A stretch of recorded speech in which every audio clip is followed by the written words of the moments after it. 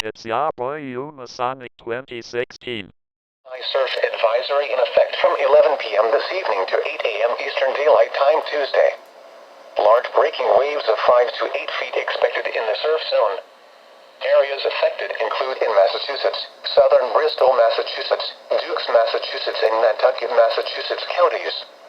In Rhode Island, Washington, Rhode Island, Newport, Rhode Island, and Block Island, Rhode Island counties. When, from 11 p.m. this evening to 8 a.m. Eastern Daylight Time Tuesday. Impacts include dangerous swimming and surfing conditions and localized beach erosion. Heat advisory now in effect until 5 p.m. Eastern Daylight Time Monday. Heat index values of 95 to 100 to today.